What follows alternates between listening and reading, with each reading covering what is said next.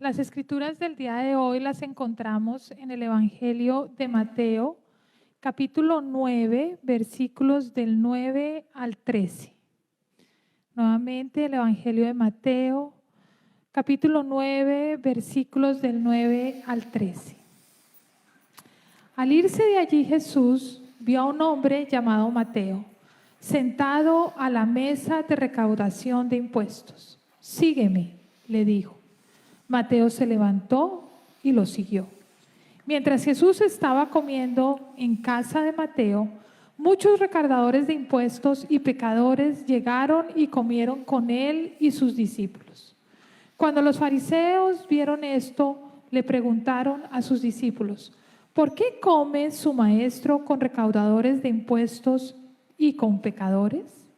Al oír esto, Jesús les contestó: no son los sanos los que necesitan médico, sino los enfermos.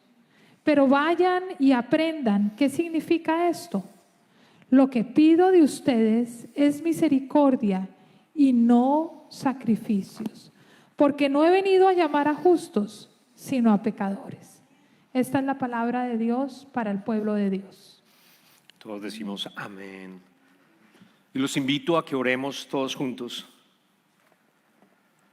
Padre amado, te damos infinitas gracias por el día de hoy, por la oportunidad de recibir tu palabra y de aprender de ti, de conocerte más, Señor. Yo te pido por todos los que están aquí reunidos en este momento y los que están viendo el servicio quizás por las redes sociales, que el Espíritu Santo intervenga en sus corazones, que la palabra y el mensaje llegue, Señor, de tal manera que podamos ser transformados en lo que tú quieres que nosotros seamos, para que te podamos glorificar y poder caminar contigo, que tú eres nuestro Padre y nuestro Rey. Oramos esto en el nombre de nuestro Señor Jesucristo. Amén, amén, amén y amén. Bueno, muy contento de regresar nuevamente. Para todos aquellos que de pronto no sabían, estuvimos Ana y yo 2 semanas de vacaciones y estamos muy contentos de volver a regresar y volverlos a ver a todos ustedes. Y quiero darle realmente un saludo y un agradecimiento tanto a Jorge Espinosa como al pastor Alex Núñez, que estuvieron las 2 últimas semanas predicando. Jorge estuvo cerrando nuestras series que llevamos a Guerra de Amores, y el pastor Alex abrió con las nuevas series que se llaman Vida en Comunidad. Y yo voy a continuar con las series Vida en Comunidad. Lo que vamos a estudiar en esta serie durante las próximas semanas es que vamos a aprender sobre Jesucristo, de cómo Él vivió en comunidad durante todo su ministerio. Vamos a extractar de los diferentes evangelios cómo Él nos enseña, porque Él es nuestro maestro. Nosotros somos llamados como discípulos a aprender de Él, somos sus aprendices y vamos a aprender de cómo Él vivió en comunidad, que es tan importante hoy en día. Y el mensaje de hoy se llama Jesucristo es inclusivo. Jesucristo es inclusivo. Y vamos a ver las diferencias que hay entre cómo Jesucristo actúa y es inclusivo, y cómo el mundo nos llama a ti, a tus familiares, a tus hijos a ser inclusivo. Hay una gran, pero gran diferencia. Vamos a tocar 2 áreas en las cuales Jesucristo nos demuestra cómo Él es inclusivo. La primera, Jesucristo rompe las barreras de lo que es impuro y de lo que es puro. En esa época y en la época actual, de lo que es horrible, de lo que no queremos ver, de lo que no queremos asociarnos, porque no, yo no quiero estar con esa persona cerca, ni que me identifiquen que yo me parezco a ella. No, yo no quiero cenar con esa otra persona. ¿Qué tal? ¿Qué dirán? Todo eso que nosotros consideramos impuro, que en esa época también de Jesucristo se considera impuro, Él la redefine Jesucristo, lo primero. Y lo segundo, Jesucristo con el poder del Espíritu Santo transforma lo que es impuro en puro, lo que es impuro en puro. Si tú permites que esa transformación ocurra, y eso es lo que vamos a ver en el día de hoy. Para darles una idea de lo que significa realmente sentirse impuro en esa época, yo los invito a que piensen ustedes.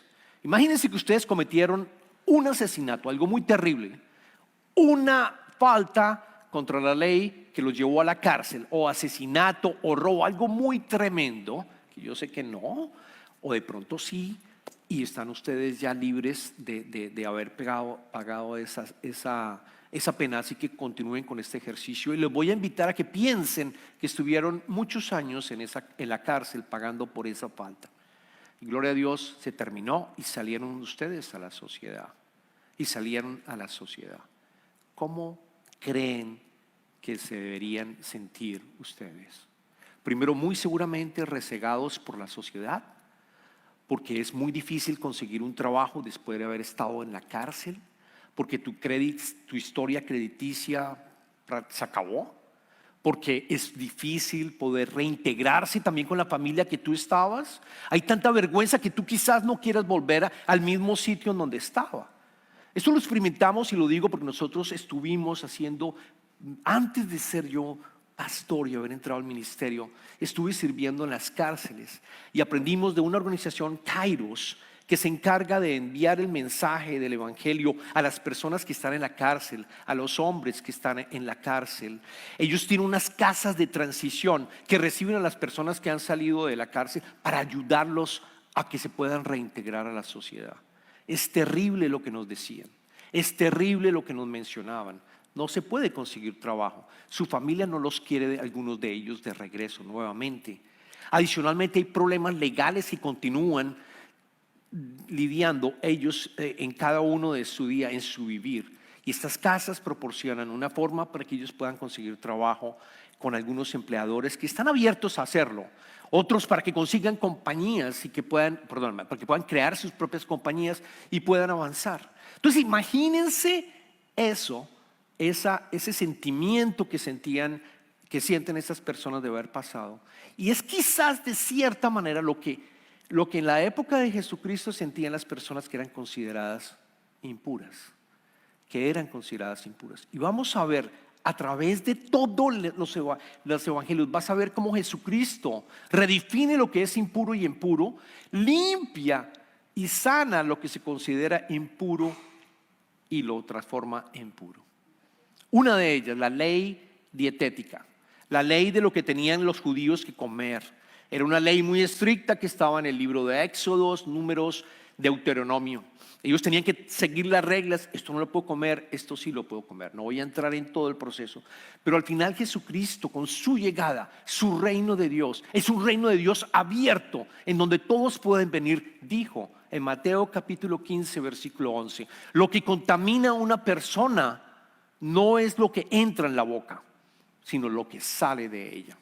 Es decir, la comida y las reglas que debían seguir ya no son necesarias con la llegada de Jesucristo, el Hijo de Dios, que transformó la raza humana completamente, porque llegó a romper esas barreras. Ya no es necesario que tú tengas cuidado en lo que tú vas a comer, porque se puede llegar a considerar impuro. No, toda la comida es pura, ahora conmigo. Lo que es impuro es el pecado.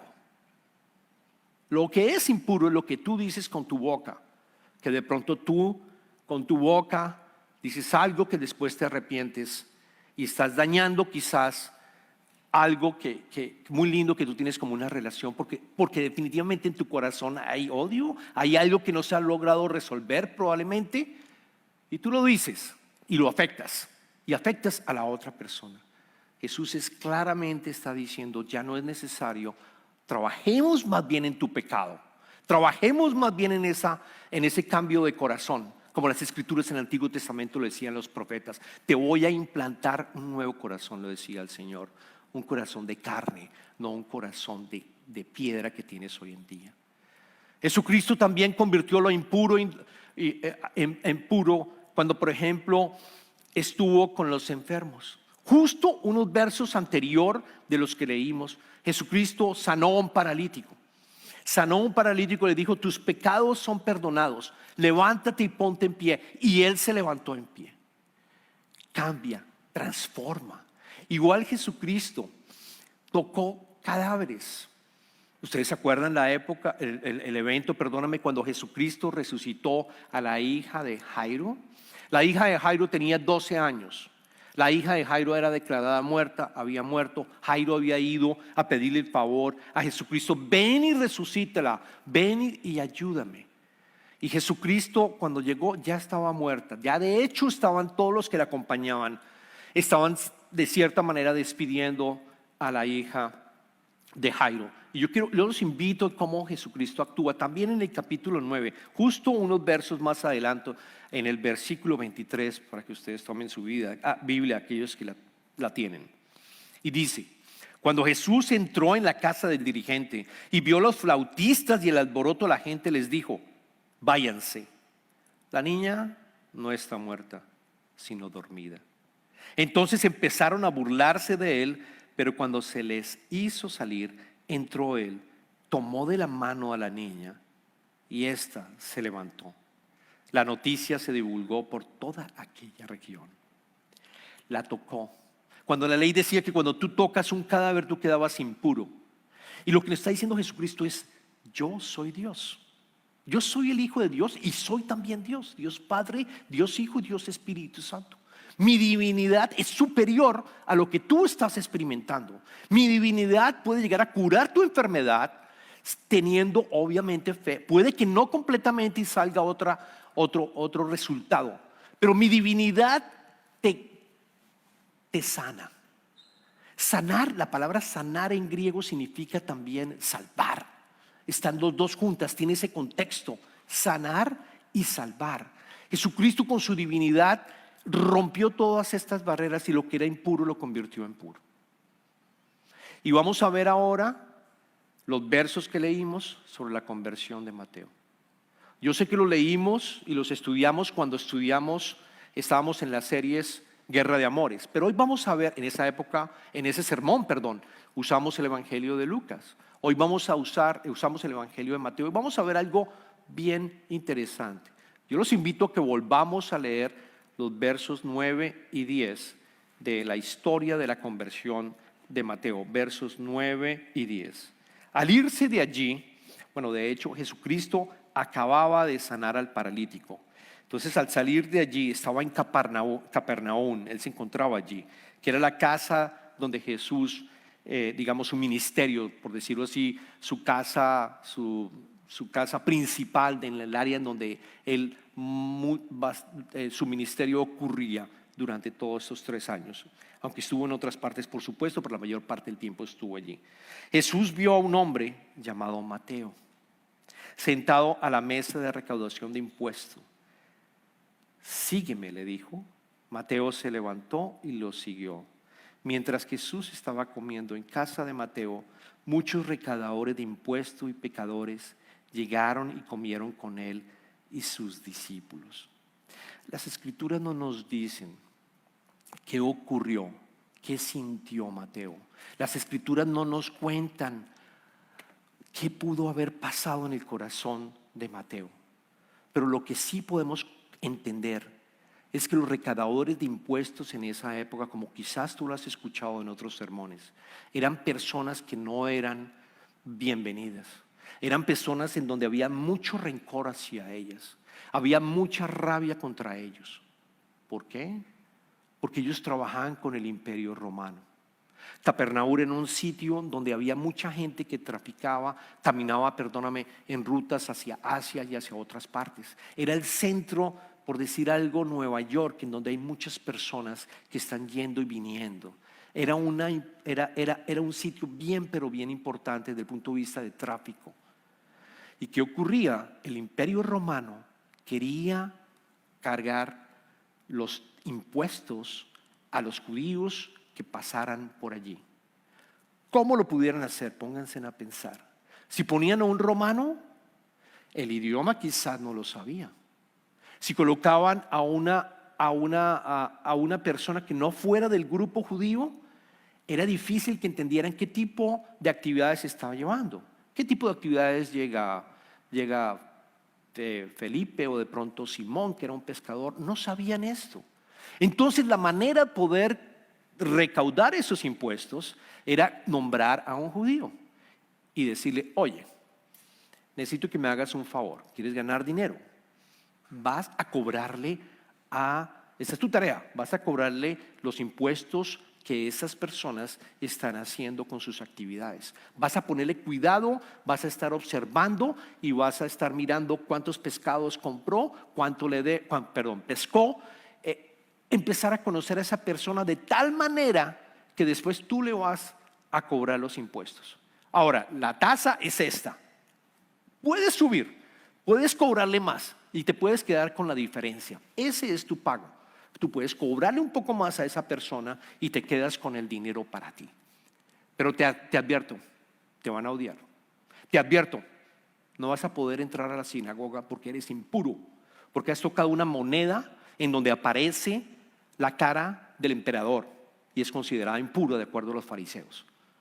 ¿Por qué? Porque estás en contacto con personas también gentiles, porque iba a recaudar también el dinero también de los gentiles. Así que si tú estás dispuesto a hacerlo, adelante, es un negocio muy bueno, te vas a hacer rico. Y Mateo, muy seguramente, muy bueno en matemáticas, probablemente debió haber sido, muy bueno también observando y estableciendo contacto con las personas, dijo: sí, no sabemos cuánto tiempo, pero empezó a hacer ese trabajo. Dejó de ir como judío a la sinagoga y empezó a sentir que las personas lo rechazaban. Estoy seguro que debió haber pensado que no querían estar con él y que lo estaban continuamente marcando: tú eres un traidor porque estás con el imperio romano. Y llega Jesucristo y le dice: sígueme. Jesucristo ya había hecho el sermón del monte, Jesucristo ya había hecho milagros, Jesucristo ya había posicionado como realmente el Mesías, y lo entendían los judíos, y él vio esa oportunidad y le dijo: sígueme, cuando nadie, absolutamente nadie quizás le había hecho esta invitación. Cuando él vio la oportunidad de que él, sintiéndose impuro con vergüenza, ven, ya eres puro. Ya eres puro porque tú estás aceptando. Si me sigues, tú estás aceptando tu impureza y sabes y tienes fe en que yo te voy a convertir en alguien puro y en que vamos a caminar nuestra vida de ahora en adelante conmigo. Y él dijo: sí, lo hago. Reconoció su impureza y hay una gran transformación. Y eso es disponible para todos nosotros. Desafortunadamente nosotros como cristianos dudamos del poder de Jesucristo, dudamos que está vivo en su espíritu y que tú lo tienes, y dudas, quizás porque no te has arrepentido y entendido tu condición rota, que está alejada de Dios. Vamos a seguir analizando cómo ocurre, cómo esa transformación de Mateo ocurre también. No ocurre sino lo que ocurre después. Tal fue su alegría, lo acabamos de leer. Tal fue la alegría de Mateo de sentir que se sanó, se sintió sano, que empezó a llamar a todos los recaudadores de impuestos, prostitutas y todo aquel que era considerado pecador: ustedes tienen que conocer a Jesús. Ustedes tienen que conocer a Jesús. E hizo una gran celebración, un gran banquete, y se fue a su casa. El Evangelio de Lucas dice que cuando siguieron a Mateo, Mateo cambió completamente su vida y lo entregó todo. Pero fíjense, no vendió su casa. Tampoco significa que si tú eres cristiano tienes que vender todas tus propiedades. No, es cómo usas tus propiedades y lo que Dios te ha dado. Es como tú las colocas de nuevo para el reino de Dios. ¿Y qué ocurrió? Invitó a todo el mundo. Y dice que muchos pecadores, muchos recaudadores, la palabra muchos es bastante. La casa de Mateo, déjeme decirle que debió haber sido una casa bien, pero bien grande. Obviamente, no la vendió, la utilizó. Dice: ustedes tienen que conocer a Jesucristo, porque seguramente yo ya sentí esa sanación. Yo sentí que me sentía completamente avergonzado por el pecado que había cometido, y Él me liberó, Él me sanó completamente. ¿Cuál es la reacción de los fariseos? Rabia porque estaban precisamente estaba precisamente Jesucristo invitando a todos estos recaudadores de impuestos. ¿Cómo se dio cuenta si él no estaba? Si se preguntan ustedes, en esa casa no había ventanas.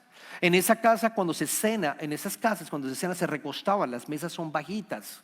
Las mesas son bajitas, luego uno se recostaba, tenía que recostarse casi que con la otra persona para poder estar comiendo. Habían unos cojines, es como existían en esa casa. Habían ventanas o alguien de afuera podía ver perfectamente y eso estaba pasando.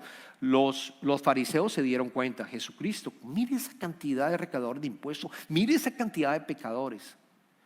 Entonces le dicen en el versículo 11 y 12, le dice, cuando los fariseos vieron esto, les preguntaron a sus discípulos, ¿por qué come su maestro con recaudadores de impuestos y con pecadores?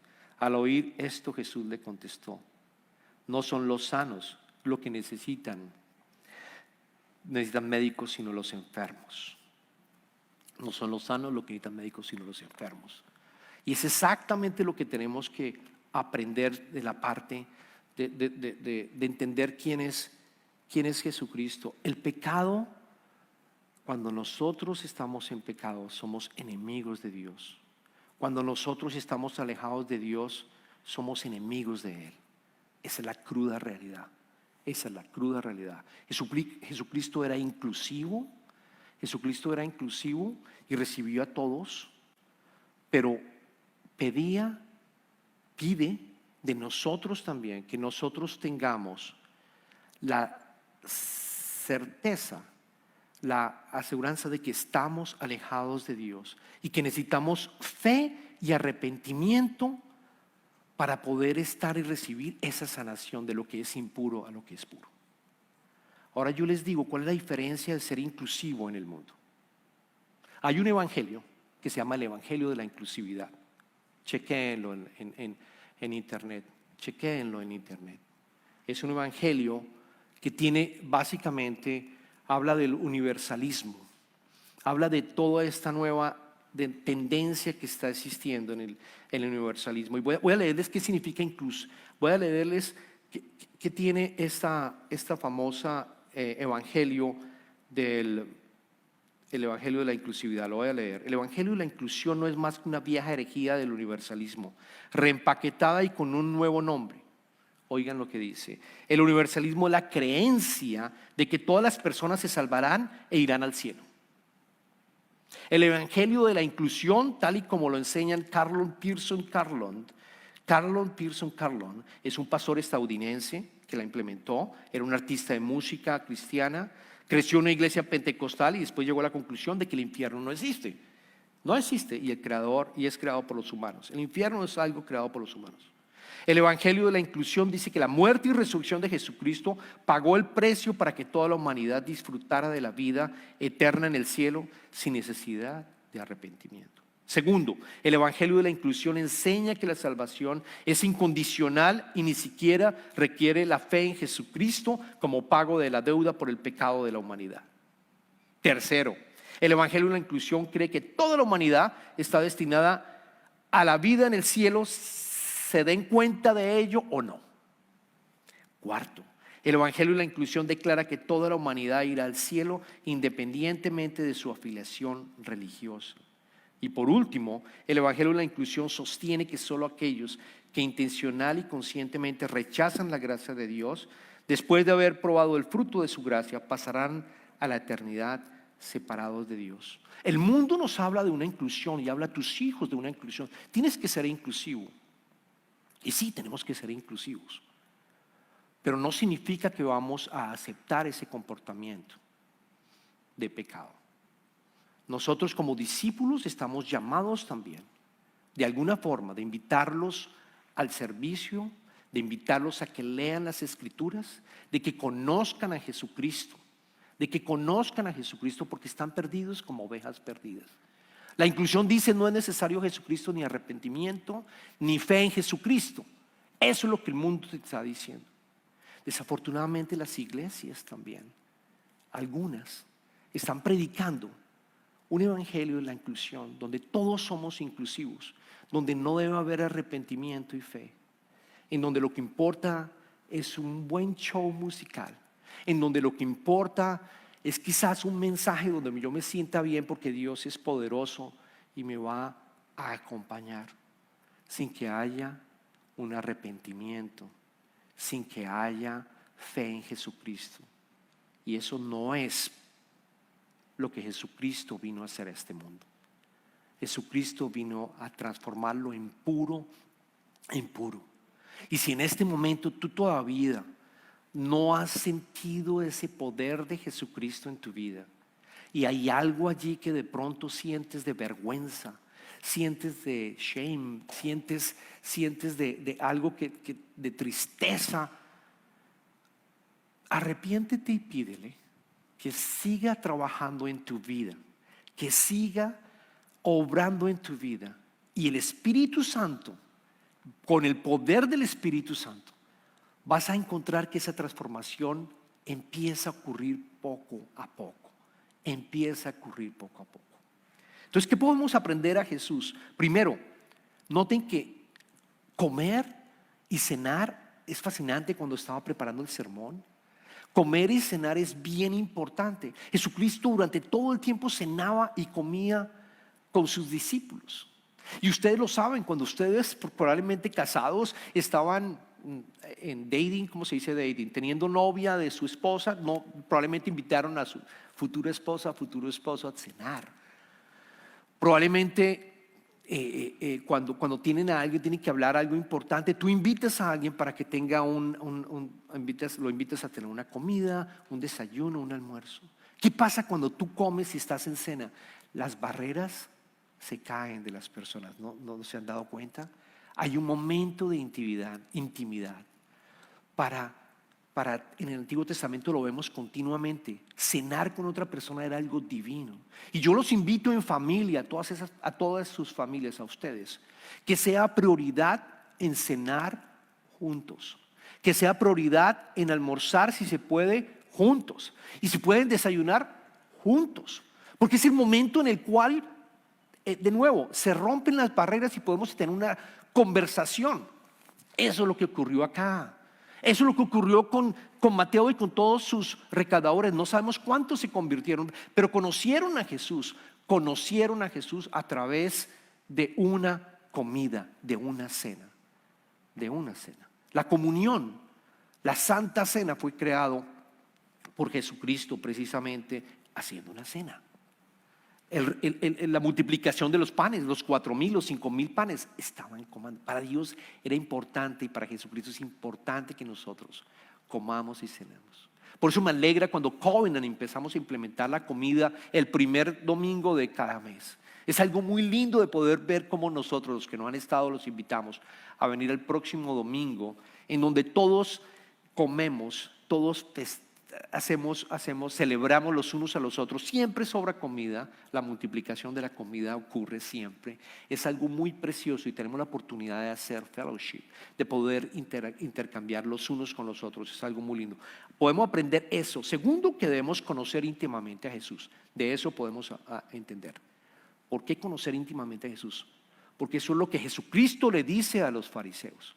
Vayamos al verso 13, por favor.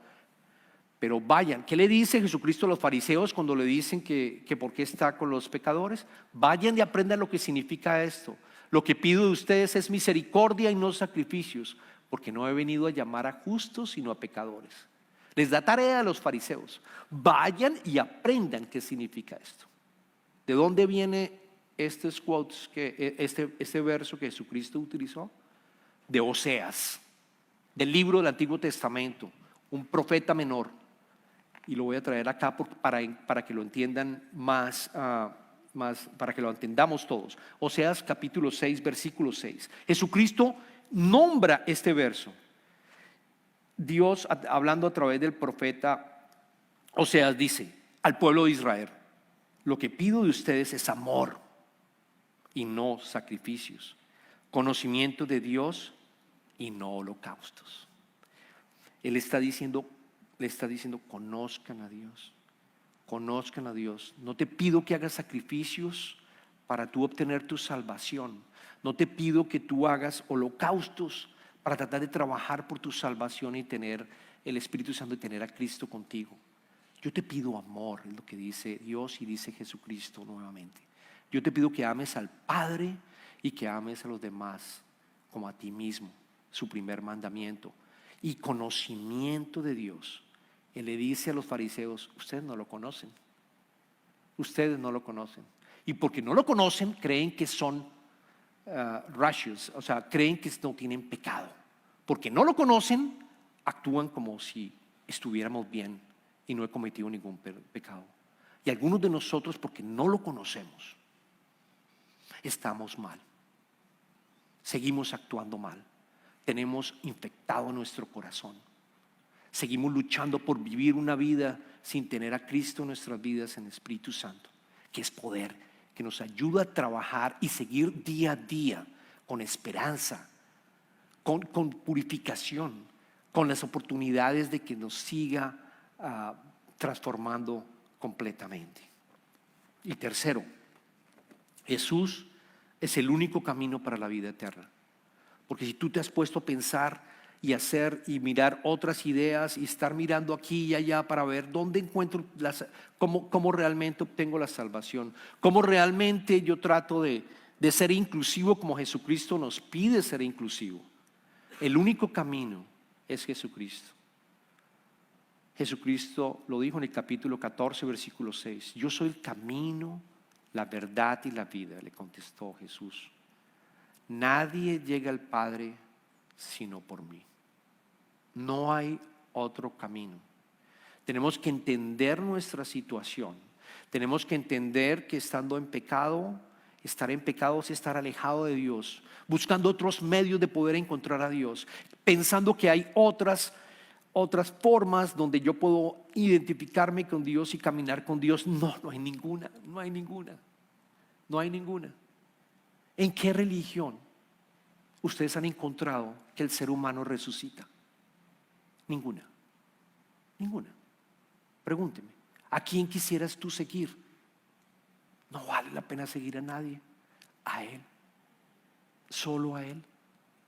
Es el único al que tenemos que seguir. Es el único que tenemos que seguir. Y entonces, ¿cuál es el llamado? ¿Y saben qué ocurre cuando nosotros recibimos y empezamos a sentir el amor de Cristo en nosotros? Empezamos a sentir esa impureza que teníamos de todo lo que estábamos llevando a cabo. Hay transformación y empiezas a sentirte puro. Y empiezas a sentir el deseo de unirse en el proyecto de Jesucristo aquí en la tierra. Porque el tiempo se acorta. Lo dicen las Escrituras. Muy pronto Él va a volver y va a juzgar. Luego entonces Él te llama, te transforma, te convierte en puro y te dice, ven a ser parte mía, ven a trabajar conmigo, ven a llamar a otros que no te conocen, lo que le dijo a los fariseos. Otros que están caminando como ovejas perdidas, tratando de ser Dios propios y manejar su vida por sí mismo. Ven y ayúdame a trabajar para lograrlo. ¿Cómo lo podemos hacer en Covenant? Yo los invito que inviten, precisamente cuando hablamos de cenar, cuando hablamos de comer, inviten a las personas que ustedes conozcan. Hagan la conexión y Dios hace la perfección. Hagan la conexión, invítenlos al servicio. Invito al servicio inglés si es que hablan inglés. Invito al servicio en español si habla español. Y si también pueden invitarlo a Connect Steps, que es otra organización que nació de esta iglesia. Una organización no profit, precisamente para ayudar a los inmigrantes a tener una vida abundante, conociendo finalmente a Cristo al final. Esa es la invitación. Quiero cerrar con la primera de Pedro, capítulo 1, versículo 8 y 9, para recordarles a todos que ustedes lo aman a pesar de no haberlo visto, les dice Jesucristo a sus discípulos. Y aunque no lo ven ahora, creen en Él y se alegran con un gozo indescriptible y glorioso, pues están obteniendo la meta de su fe, que es su salvación. En una palabra, nos hemos dado cuenta que somos pecadores, hemos aceptado y tenido fe en Jesucristo, nos hemos arrepentido y gracias a la fe tenemos la salvación y vida eterna. Oremos. Oh, Jesús, te damos infinitas gracias por lo que hiciste en venir a este mundo, Señor, pecador en este mundo, sacrificar tu vida en un madero para que todos te conociéramos. Te damos gracias también porque tú llamaste y recordaste las palabras de Oseas, en donde nos dice a nosotros que lo único que nos pide es amor. Es en que lo conozcamos, te conozcamos a ti de una manera personal. Es en el que nosotros podamos ir con confianza y arrepentirnos porque hemos caminado sin ti. Y te pedimos que llegue, Señor, tu Espíritu en nuestras vidas de tal manera que podamos realmente recibir esa purificación que a veces la buscamos en el mundo y sabemos que no la vamos a encontrar. Y saber que tú eres Emmanuel, Dios con nosotros, Dios conmigo, Dios poderoso, el mismo Dios que estaba en el Antiguo Testamento y que hizo maravillas al pueblo de Israel, lo tenemos en nuestras manos, en nuestra vida, en nuestras familias, en nuestra comunidad. Gracias, Padre. En este momento entramos a la parte de las ofrendas y quiero darles gracias a todos los que están apoyando el ministerio de Covenant. Gracias. Y yo le pido al Padre que multiplique esas ofrendas para que podamos seguir trabajando en tu obra a la que tú nos has llamado y has llamado a estos tus hijos también. Gracias, Padre. Amén.